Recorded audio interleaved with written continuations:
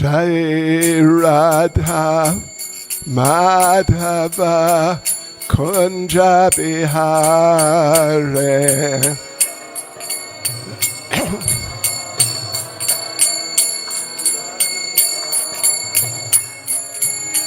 Jai Radha Madhava Kunja Bihare.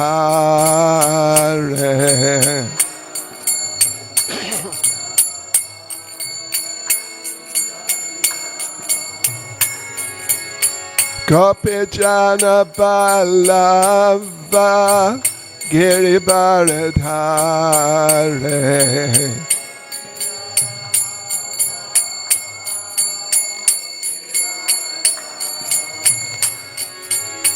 Gopi Jana Ballava Giribaradhare.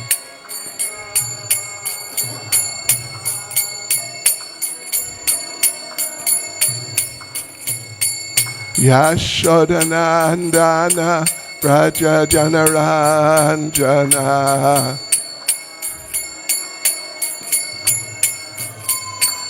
Yashodanandana Raja Janaranjana. Yamunatira Vanachare.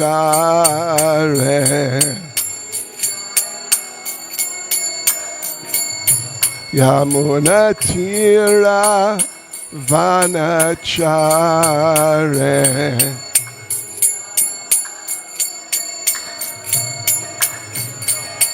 Jai Radha Madhava Kunja Bihare.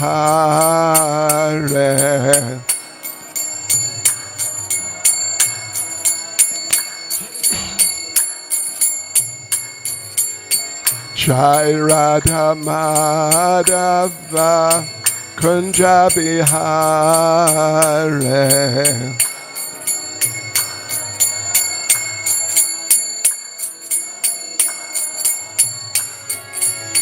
Gopi Jana Ballava Giribaradhare.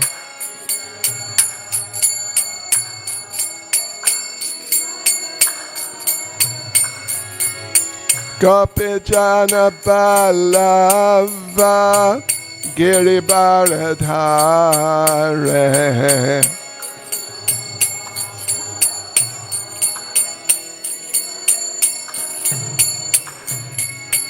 Yashodanandana Vraja Janaranjana.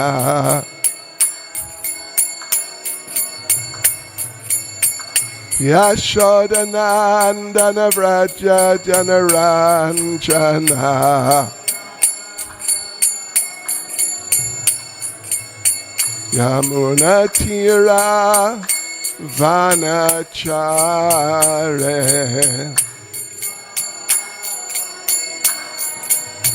Yamunatira Vanachare.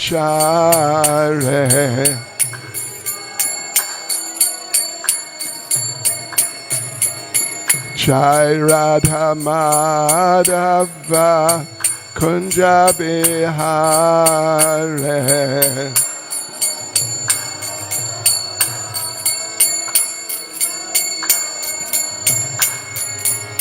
Jai Radha Madhava Kunja Bihare.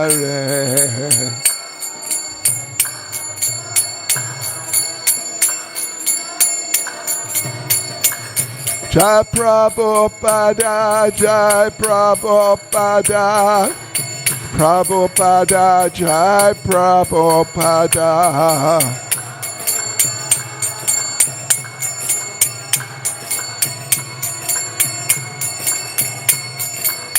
Jai Prabhupada, Jai Prabhupada, Prabhupada, Jai Prabhupada.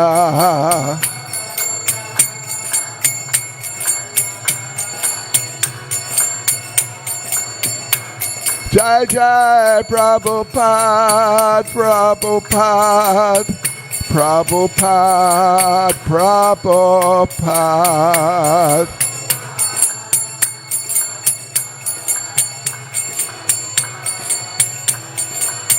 Jai Jai Prabhupada, Prabhupada, Prabhupada, Prabhupada.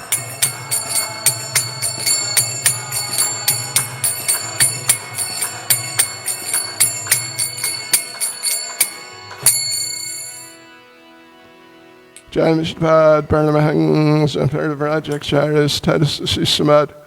His Divine Grace, A.C. Bhaktivedanta Swami, Srila Prabhupada ki, ISKCON's founder Acharya Srila Prabhupada ki, Grantaraj Srimad Bhagavatam ki, Sri Sri Radha Radhanath ki, Sri Giri Govardhan ki, Sri Caitanya Mahaprabhu ki, Gaur Premanande.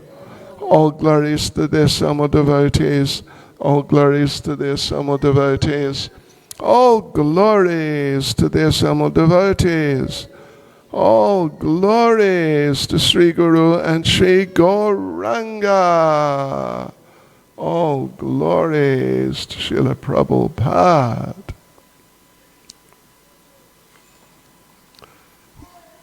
Now, I think this is the wrong verse.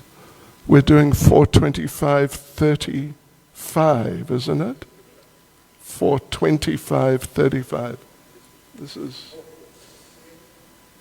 Oh, it's 3, yeah. No, we're 4th canto. Om Namo Bhagavate Vasudevaya.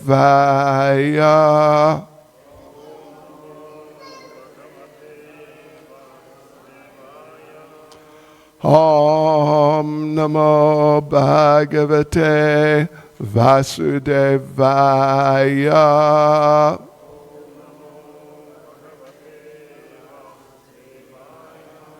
Om Namo Bhagavate Vasudevaya.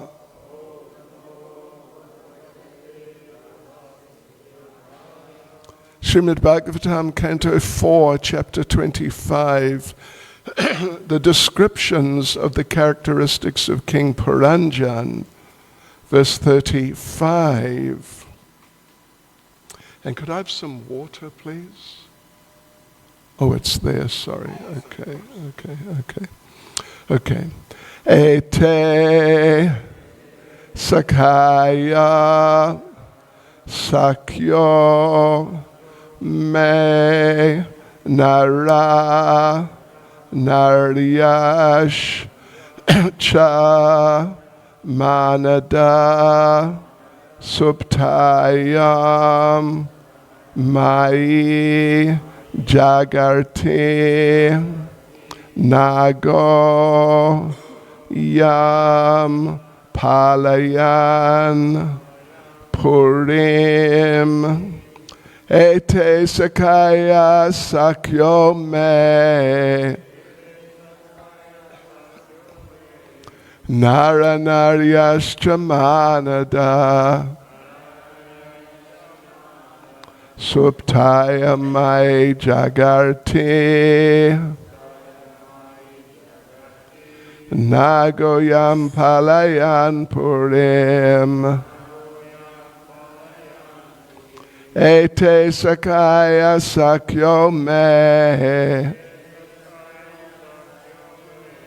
Nara Naryascha Manada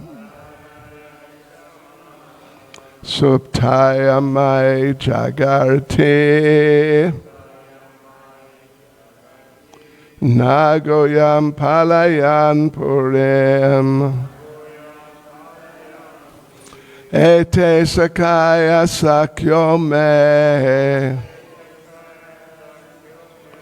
Nara Naryascha Manada Suptaya Mai Jagarti Nagoyam Palayan Purim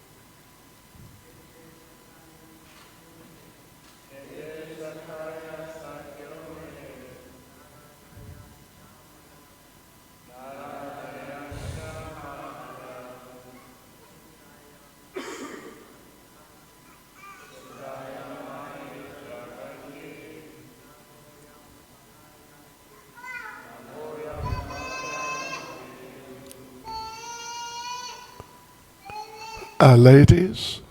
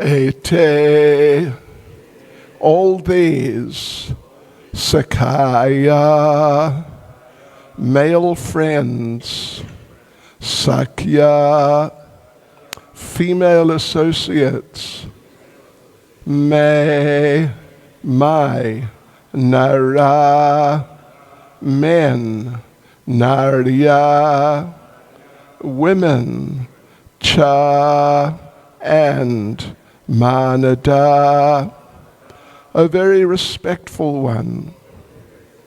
Suptayam, while sleeping. Mai, I am. Jagarti, keeps awake. Naga, snake. Ayam, this. Palayan, protecting. Purim, this city. Translation, my dear gentlemen, all these men and women with me are known as my friends, and the snake, who always remains awake, protects the city even during my sleeping hours. So much I know.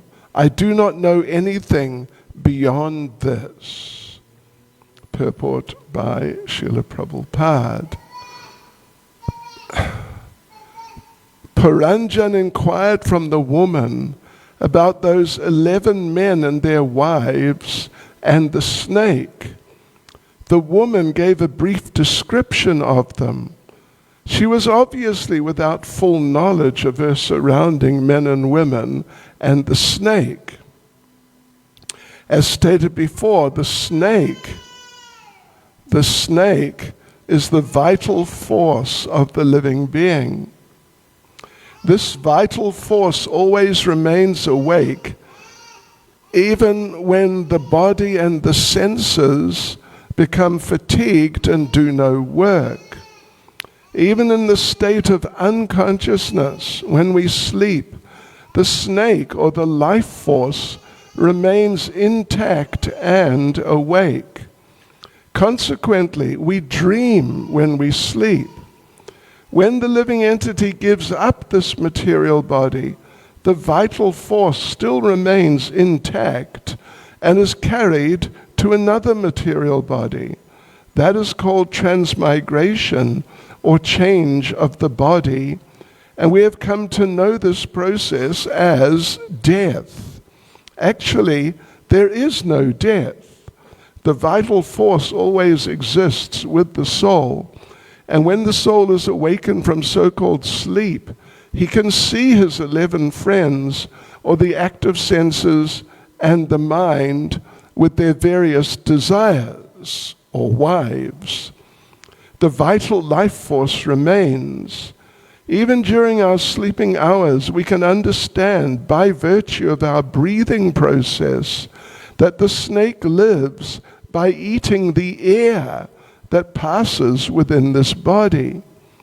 Air is exhibited in the form of breathing, and as long as breath is there, one can understand that a sleeping man is alive. Even when the gross body is asleep, the vital force remains active and alive to protect the body. Thus, the snake is described as living and eating air to keep the body fit for life. Ete sakaya sakyo me nara naryas chamanada suptaya mai jagarti naguyam palayam purin. My dear gentleman, all these men and women with me are known as my friends, and the snake, who always remains awake, protects the city even during my sleeping hours. So much I know. I do not know anything beyond this. Nama Om Vishnu Padaya Krishna Prestaya Bhutale Srimad Bhakti Swami Niti Namane Namaste Saraswati Devi Gauravani Pracharane Nirvishesha Shunyavadi Paschitya Deshatarane Vanchkalpatarubhyascha Kripa Sindhubhya Evacha Paditanam Bhavanebhyo Vaishnavebhyo Namo Namaha. Sri Krishna Caitanya Prabhu Nityananda Sri Advaita Gadadha Shivas Adi Gaura Bhakta Vrinda Hare Krishna Krishna Krishna Hare Hare Hare Rama Rama Rama Hare Hare. Yes, so Paranjan, well, it's a discussion and presentation by the beautiful lady about her situation and what she is, or at least how she perceives herself, how she understands herself and her situation, and in this particular case, her embodied situation. So previously it was described, actually in verse 27, that the 11 and the snake, and then there's a group of ladies there. So the 11, the 10 servants are the 5 working senses, 5 knowledge gathering senses, and the 11th is the mind. All these senses, the 2 different types, working and knowledge acquiring senses, they're all working under the mind. This is the part of the sort of hierarchical arrangement or systematic arrangement of the different elements or different features of the material body, and the material gross body, and also the material subtle body. Of course, we know that, in fact, it's described in Bhagavad Gita that there is a specific hierarchy in terms of our what we are and how we function or are meant to function within this world in the materially embodied state. That on the top is the self. The soul, ultimately, is the soul. And then next down, under the soul, is the intelligence. And the soul is meant to instruct the intelligence on what the soul wants achieved or wants to achieve within this world. Of course, in the case of the devotees, the soul wants to achieve devotional service. I want some service. What sort of service do I want, and how would I execute it? This is the business of the intelligence. But the basic orientation of what am I, and therefore what sorts of things should I be trying to achieve, that's all dependent on the soul or the self.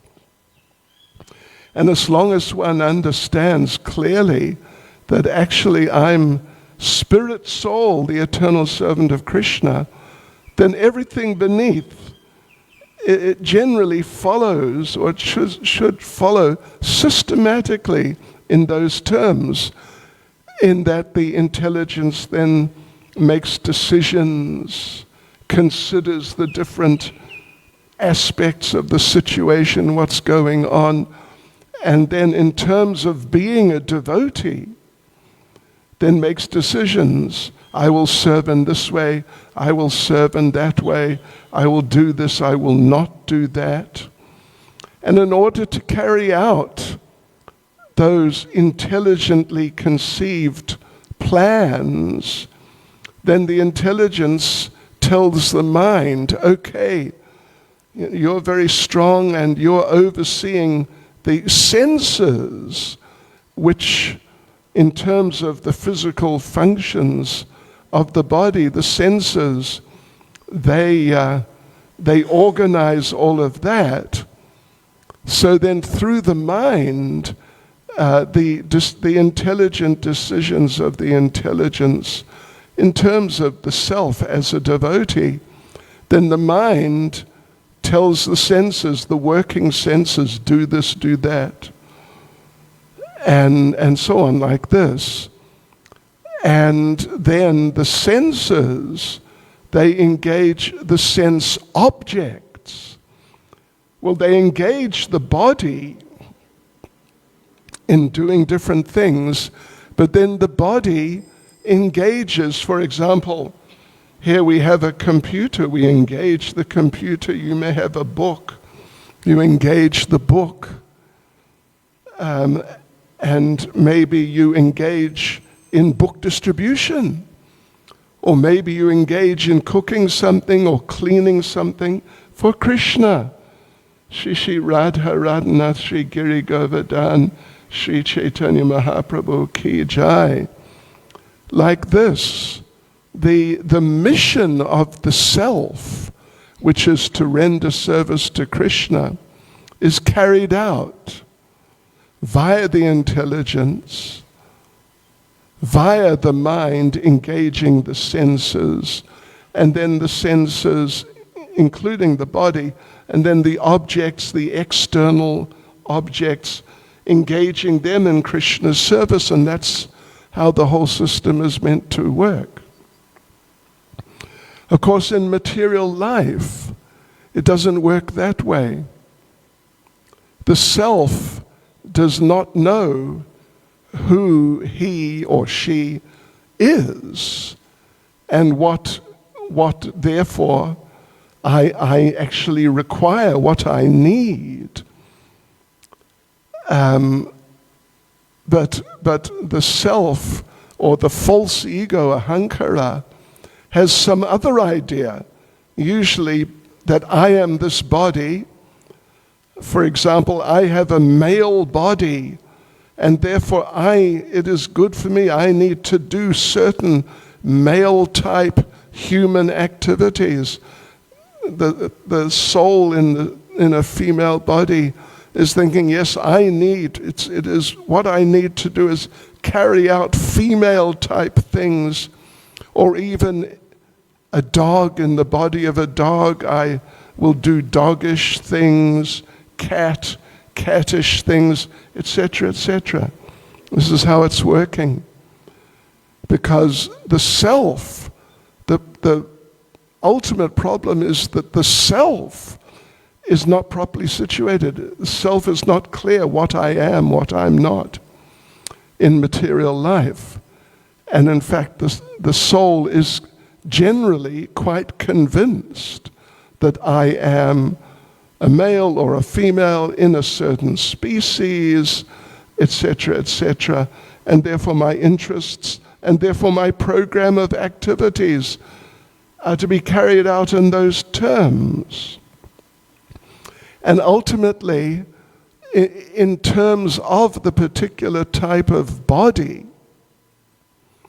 then certain sense objects will be relevant. And it depends on the type of body, the conditioned state of the living entity, what sort of sense objects will be relevant, which I should acquire. As Srila Prabhupada on numerous occasions said that we as humans or having human bodies, when it comes to eating, there's certain things which naturally appeal to us, and as devotees, there's a certain range of things that appeal to us. And for example, Prabhupada did mention some nice hot halava. That appeals to a devotee, male or female. But then Prabhupada made the point, the famous or infamous hog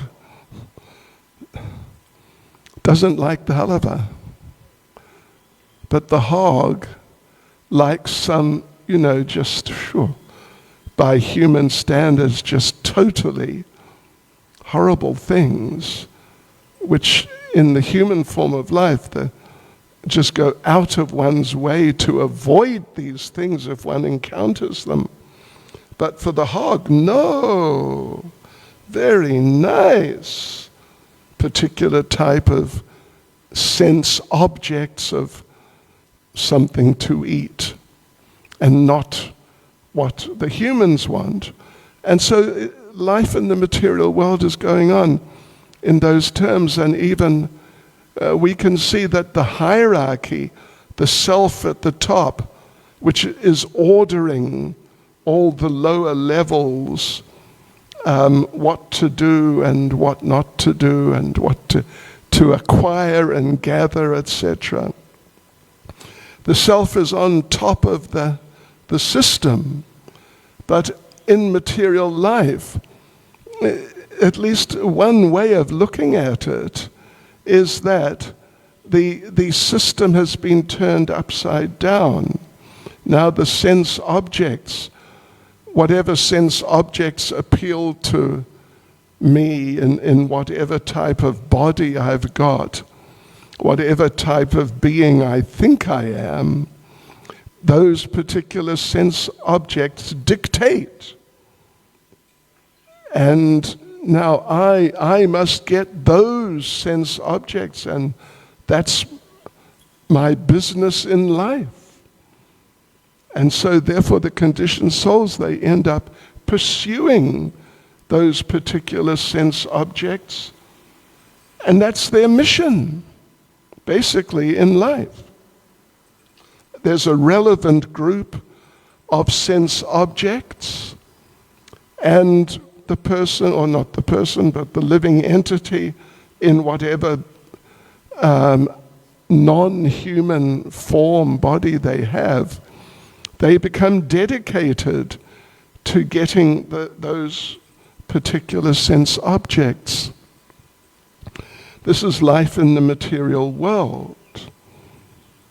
So, here in the description, it's already been mentioned, actually, as I mentioned.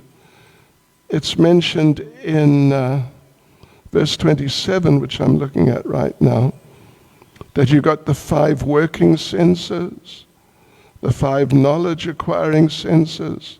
They work under the mind. And like this, the mind and the 10 senses, they become like bodyguards. Something you could say bodyguards, at least in the sense of, let me get what I need, means the false ego, thinking in terms of the material body. Then the mention of women, lalana, in verse 27, It's interesting that the term lalana is used for the women, and lalana, well, generally it's an appropriate term for women because lalana means those for whom one feels affection. They're dear. They're dear. So what are these lalana, these dear things, in regards to the mind and the 10 senses? They are the desires. Worldly desires for sense gratification. That the false ego, ahankara, identifying with the body, not understanding who I really am, but thinking I'm something I'm not, that I'm this body, then those desires are very dear because through those fulfilling those desires, I become happy in the particular ways which are relevant to me. So this is what's going on. And the lady is clarifying to Paranjan. Because Paranjan, of course, he's just fascinated to the point of being overwhelmed by the association of this lady he's just met in the forest. Yeah, he's just overwhelmed and just extremely, fully attracted. Yes. So this is the state there. This is what she's explaining. Who are my friends? Who's the snake? What does the snake do? The snake is the vital force, the living force, like the prana of the living being. And that prana, the living force, is always awake. 24 hours a day. 24/7, as they say. Yes, the vital force is there. Even when the body sleeps, the senses sleep. The physical body and the intelligence sleeps. But the living force doesn't sleep, remains conscious and active in subtle senses, like in dreaming. Prabhupada makes the point, even in the state of unconsciousness when we sleep, the snake or the life force remains intact and awake. Consequently, we dream when we sleep. Of course, when we sleep, when the body's sleeping, when we sleep, we are in a state of deep ignorance. In deep ignorance, we're asleep. Externally, we're not really conscious at all. Just internally, there's some consciousness functioning, at least in the dreaming state.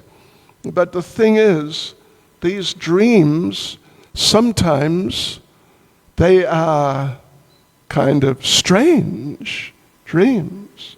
In so many cases, dreams are strange. Like there was an artist, Salvador Dali, who was living during our lifetimes, at least those of us who are a bit older. He passed away, I don't know, 1960 something maybe. And he did all these, strange paintings. Someone with a hole, like a big hole right through themselves. And there they are, and life is going on. But you got a big hole through yourself. And other weird types of things. And a lot of this was him expressing what he saw in dreams. And all sort of disjointed things, which if you really look at them, they make no sense. But when you're in that state of very low consciousness, of deep ignorance, it makes some sense. And of course, Srila Prabhupada gave the example on a number of occasions that someone is sleeping and they're in the dreaming state and they dream that a tiger is coming. They're lying in their bed in their living quarters. There's no tiger in the vicinity. The nearest tiger is in the zoo, maybe. Something like that. But as far as they're concerned in the dream, the tiger is there and is threatening me. Oh! And they become shocked. And they become distressed and disturbed. And then they wake up. And sometimes they have to sort of stabilize for a little while to get out of the state of anxiety they were in the dream when the tiger was apparently attacking them. And they have to convince themselves that, oh, actually there's no tiger. Oh yeah, that's right. And calm down a bit. Or like the boogeyman anyway. All these things. Like little children. Little children, sometimes they're frightened. There's someone under the bed. Like some not nice person under the bed. So the father has to come and sort of, go under the bed and shoo out the person or something like that. Yes, so anyway, so Prabhupada gave that example on a number of occasions of sleeping and dreaming of the tiger who's attacking you. But there is no tiger. There is no tiger there. Rather, you are in your house, so you're in quite a safe situation. But then you dream that the tiger's attacking you and you become distressed. So, yes, so sometimes these... Anyway. But now the snake, Prabhupada goes on to, sort of explore about the snake, the vital force of the living being, that not only is the snake fully conscious 24 hours a day, whereas we, in physical terms, we are only active for a certain period of time during the day, then we become inactive and we sleep. But the snake doesn't sleep. The life force doesn't sleep. And not only does the life force never sleep, but the life force is actually never affected by any of the physical conditions and psychological conditions of the conditioned soul, and even up to death, the life force is completely unaffected. So therefore, as Prabhupada explains here, when the living entity gives up this material body, the vital force still remains intact and is carried to another material body. And this is called transmigration, change of the body. But we know the process as death, or at least we call it death, but actually it is not death. As Prabhupada points out, actually there is no such thing as death. Death is sort of like an hallucination. We, the living being, never dies. Yes, so it's things are going on like this. And Prabhupada makes an interesting point, which he doesn't really make so much in exactly in these terms, that the snake is living by, do you remember by? Eating the air. We're breathing. We're breathing and we're eating the air, so to speak, because it's keeping the body alive. Yes. Yes. So even when the gross body is asleep, the vital force, living force, remains active and alive to protect the body. So the snake is described as living and eating the air in order to keep the body fit, nice and strong and able to do so many things by eating the air. And without the air, well, anyway, it wouldn't work. So like this, the lady is describing all these things, but there's an interesting point that she makes, that I know all these, I know these, the 10 men and the senses, and the wives, lalana, the wives of the men, the wives of the senses, the desires of the senses. I know them. They're my friends, because that's what my life is about. That's what my life is about. The senses and my desires and fulfilling the desires of my senses. So I know them, the men and the women, and they're my friends because that's what I'm trying to do in my life, and that's my happiness. And I know the snake who's always awake, protecting the city. City means the body, even when I'm asleep. But then she says, so I know this, but I don't know anything beyond this. So this is the situation of the conditioned soul. The conditioned souls only know their embodied state, basically. And, of course, they have ideas how to facilitate their physical embodied existence and how to enjoy life in terms of the body. Those things they know. But they don't really know anything beyond this. Like, for example, we all, yesterday at least, we all had some prasadam. Some of you may even have got a Mahaprasadam samosa or a Mangalarti sweet, and you ate it. Where is it now? Well, anyway, interesting question, isn't it? That we don't know. I mean, it's somewhere sort of in between the in point and the out point.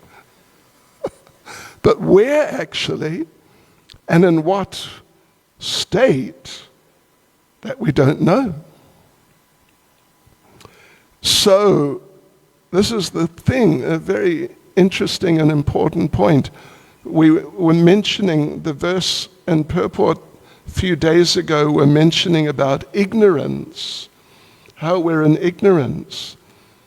So the thing is, even though the lady is saying that I know my senses and my mind, I know them, they're my friends, and my desires, I know my desires, I know that I'm alive, but the details, the real details, how it's all working, then that's another ignorance. So therefore, there's a sort of a conversation, something with Prabhupada. Prabhupada says that my hair is growing out of my head, but I don't know how it's happening.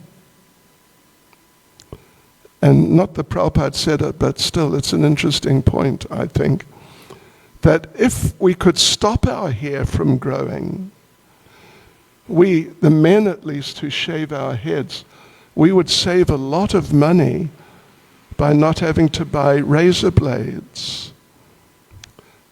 I don't know how much, but it would be a considerable amount in the course of your life. So it's beyond our control. It's beyond our control. Indeed, we don't even know how it's happening, but it's happening. So in terms of understanding our embodied physical condition, our psychological condition, the gross and subtle bodies, we are aware of them, but the details of how they're all functioning, that we're definitely not aware of. So it's really an extraordinary state that we're in, and there's so much ignorance, just so much ignorance involved, even though the basic ideas may be there. So, but anyway, we have to engage, just like we gave the example of the hierarchy, the self actually situated as the self is, the eternal person, situated as that eternal being who is the eternal servant of Krishna and who is directing the intelligence. You know, we make arrangements so we engage in devotional service, and we engage the senses, via the senses, we engage the sense objects in devotional service. This is what we have to do. Otherwise, we're just in this bewildered state. Not exactly 100% bewildered, but largely bewildered state, not knowing even who you are. Isn't it amazing that if you don't know who you are or what you are, it's an incredible condition, actually. It's an amazing condition, but people think it's normal. Anyway, we must engage. We must be devotees, properly situated as devotees in devotional service, and then engage our physical, psychological system in devotional service, devotional activities. And then in due course of time, we'll actually come to see who we really are specifically as specific eternal persons in a particular type of relationship with Krishna, in a particular part of the spiritual world like this. Otherwise, it's just an ongoing program from one stage of bewilderment to another, life after life. And that's just a great shame. Hare Krishna. Any comments or questions?